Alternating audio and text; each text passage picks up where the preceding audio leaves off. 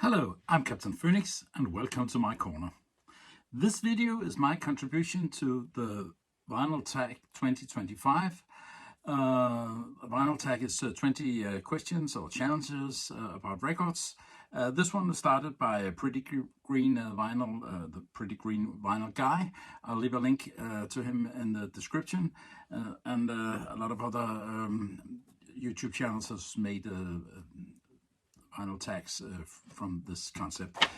Here I got my 20 questions and the 20 records that I want to show and tell you about, so I hope you'll hang on.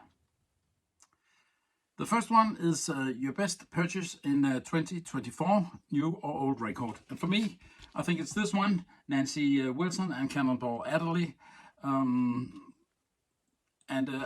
This is the fourth copy I bought of this. The three others have not sounded very good, but I was lucky to find it in a mono, and I have a mono cartridge. And the quality of this is great, and it's a great cover. And Nancy Wilson sings so great. So and Cannonball Adderley plays well as well. So it's a mix between instrumental and vocal tunes here. I can really recommend this, and I'm so happy that I got it in a very good quality in 2024. Number two, 50 years later, an album from 1974. And for me, it must be this one, Frank Zappa and Mother's Roxy and Elsewhere as a 2LP. It's a 2LP live album. He really, and the entire band is really in top form, and that goes for the audience as well. There's a lot of good tunes here. Village of the Sun, Cheapness, yeah, and in the end he does the bebop tango, which is a kind of a dance show on stage here. It's with George Duke, for instance, on the keyboards, and Tom Fowler and his brother Bruce Fowler. A lot of good musicians. Ruth Underwood is here as well. She's always good with Zappa, who could be very demanding. But this is really a great record, and you do not have it and wanted to be a toe into Zappa, this could be the place to start. Number three, an album that defines a genre. And for me, it could be this one. It is Pink Floyd. It's Metal from 1971, especially side two with the Echoes, one tune that takes up all side two. It's very much a psychedelic tune, a psychedelic record.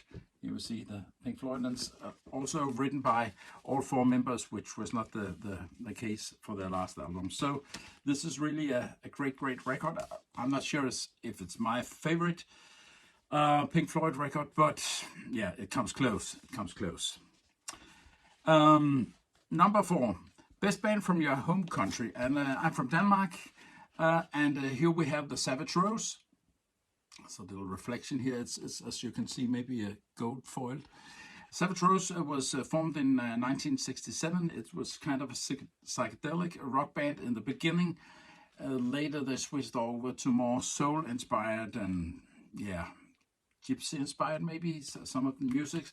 And the band has the members changed over time, but always Annie Sette was there. She's the singer. She has a fantastic voice. It's one of the best rock singers, female rock singers I've ever heard. I'll really suggest that you check this out. Her voice is just fantastic, and they made a lot of good albums in the 60s and the 70s, and they were still active until 2017. Not with all the members, some of them died, and there were some changes, but yeah, really 50 years of recording albums, that's a long time. An artist, number five, an artist you miss dearly. And for me, it must be Niels Henning Ørsted Petersen, the jazz bass player, who passed away much too soon. He was part of the Danish jazz scene from the age of 15 in the early 60s. He played with all the big names who came to Copenhagen in these years, and when he got older, he was traveling around with and played with kind of everybody. So yeah, but we missed him. He died much too early in his late 50s, and he was still very active and very good on this instrument. So I really miss Niels Henning Ørsted Petersen. The best live album from my collection, question number 6. Yeah, it could have been, almost could have been Frank Zappa, but I choose this one, Keith Jarrett, The Cologne Concert. This is a solo performance. It's a 2 LP set. It's a solo performance, and especially side 1 is fantastic. It's maybe if I should take one tune with me to a desert island, it would be this one. And the story, you can find it on the web and probably on YouTube as well. The story about this concert is incredible. It almost never took place. The piano was wrong. It was kind of out of tune. The pedals didn't work. Yeah, a lot of things went wrong. But the music ended up being just fantastic. So this is my best live album. And here comes question number 7. Your partner just dumped you. What album would you be putting on? I'm so lucky that I still live with the woman I love for almost 30 years now. So, but if it should happen, I'll probably be playing this one. Billie Holiday, Lady Sings the Blues from 1956. Harry Edison is on the trumpet and backs her up very good. And especially the tune here, Good Morning Heartache. I think it's just she's just singing about that, yeah, having a heartache, and she does it so well. So this is really a great album, even if you should be sad someday. Number 8, best sounding drum on an album. Yeah, I've chosen this one, Santana Abraxas.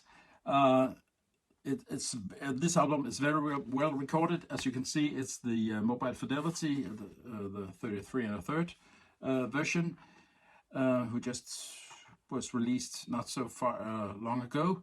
The entire album is very well recorded, and the drums, especially the congas, they are so much in the room. You can almost see the players. So this is really a great album, and great recorded, and great drums on it. My favorite, question number 9, my favorite artist who is a member of 2 or more bands. I've chosen Jimmy James.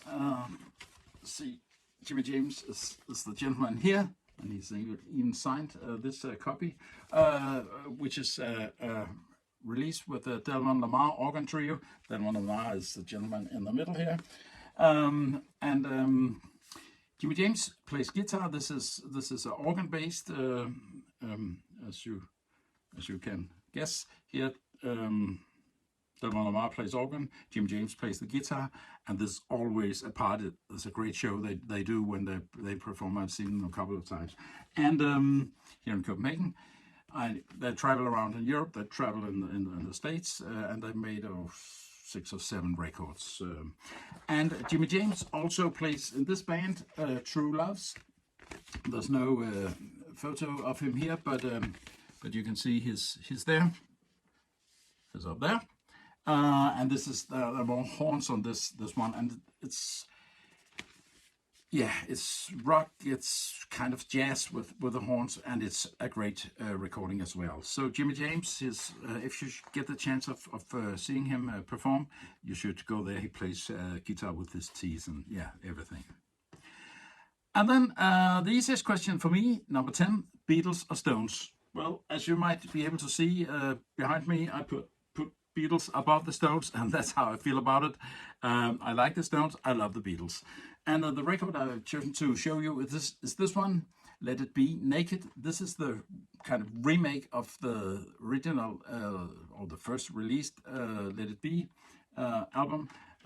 Here, Paul McCartney went back and took away all the stuff that Phil Spector put on the album in the beginning. Reorganized the tunes, threw a few of the minor things out, and reinstalled the, which one was it? Which was not on the Don't Let Me Down, I think, was not on the original Let It Be, but it's performed on the rooftop concert, which we can see here. The Beatles, the very last performance, on the top of the Apple Records building. This is a great album. It's hard to get on vinyl. It really should be repressed, but it gives so much more the picture or the impression that Beatles wanted to create when they made Let It Be, namely to get back to being a basic band that could travel, could perform live, and that's what they have achieved here. I think it's from 2003, I think, but yeah, 2003. I hope it'll get re-released, because you should have this if you like the Beatles, and I do. You found a bag of weed. What are you going to listen to? Well, I don't smoke weed, but if I did, I think I'll go with this one. This is a Danish recording, Forest Walk, with Peter Bastian, who plays flute. There he is. Plays flute and bassoon, clarinet and bassoon, and Steve Møller, who's a guitarist. Old guys on the Danish rock scene, and this is ambient music. There are only 2 tunes on it, so it's half a record each of them, and I guess that would be very good to relax to chill down to if you found a bag of weed. Yeah. Number 12, an album from the 80s you still listen to, and I take the point with posing the question like that. The 80s were not the best decade of them all, especially not for rock music, but there was some good music released in the 80s. For me, the best one was this. This is Prince, Sign of the Times, from '87. It's a 2 LP set, though it's only in a single sleeve. There's so many good tunes here. I'd say this is the best album made by Prince, and I think a lot of people agree on that. So, Sign of the Times, really great album from the 80s. Number 13, an artist whose political stance has soured on you. For me, it's Van Morrison. Van Morrison was a very explicit anti-vaxxer. He made a recording, I think, together with Eric Clapton, Stand and Deliver, which was against the lockdown during COVID-19, and yeah, and I think that's, people are allowed, of course, to have their opinions, but I mean, somebody knew more about health and protecting the population than Morrison. So yeah, I didn't agree. I didn't like it. Okay, show number 14. Show a favorite record label, and a record label can be 2 things. And as I understand it, it's the label in the middle of the record. I've chosen one from a very small Danish record label called Phonogram, which was the label of stereo hi-fi equipment retail shops in Denmark. They released on this label a lot of some international artists, and with the comments, kind of educational comments by a famous Danish music journalist called Erik Wiedemann. There's even advices about how to keep your stylus clean, and how to clean your records, and the label looks like this, and I think it's a very kind of cool, understated label, Phonogram, and this one is Ahmad Jamal Trio. I think it's from 57, no, early 60s, I think, but yeah. I like this label, and I like the effort they did to release some of the international music on a special format here in Denmark, which is a small market. A run of 3 great singles. Question number 15. I don't have the singles, but I like to mention this one. It's Michael Jackson, Thriller. This is the Mo-Fi version, and I think there were like 6 or 7 singles released from this album. It's all hits. The first 3 was Billie Jean, Beat It, and Wanna Be Starting Something. They're all here.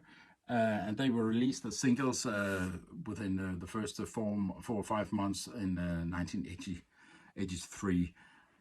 It's the best-selling album ever, and there's a lot of hits on it. So of course, there could be three singles that were worth going after here. And question number 16: a record store day purchase that you actually consistently listen to.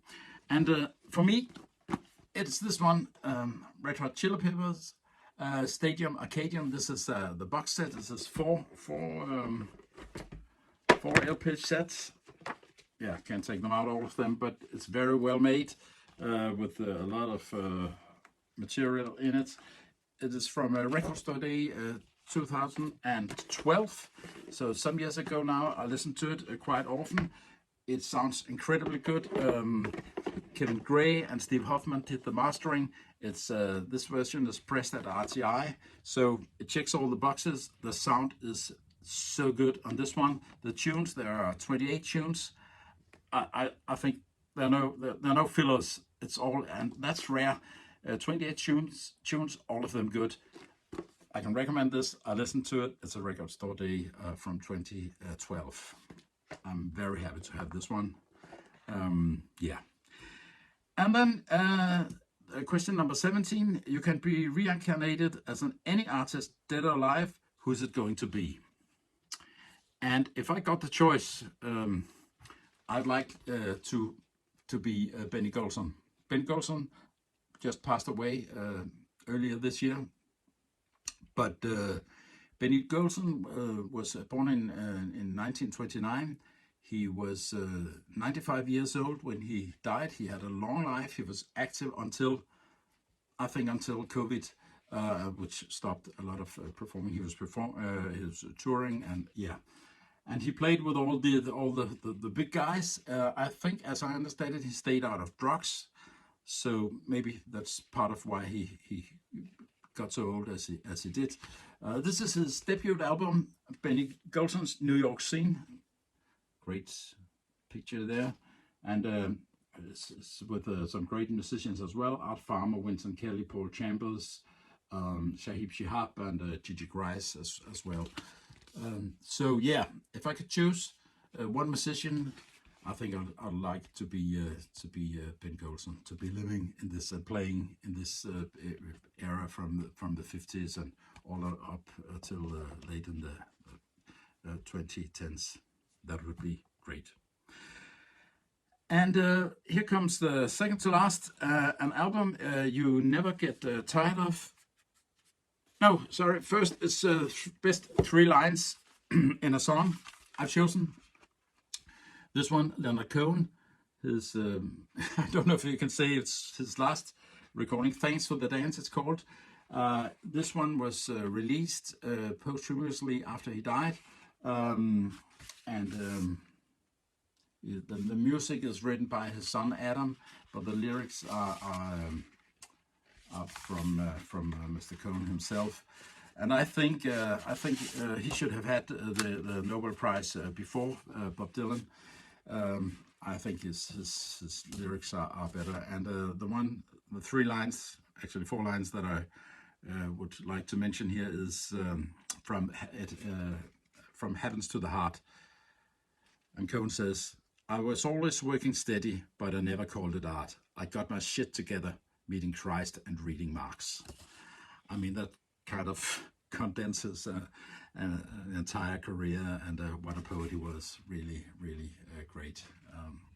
Yeah, great album. He's made a lot of great albums.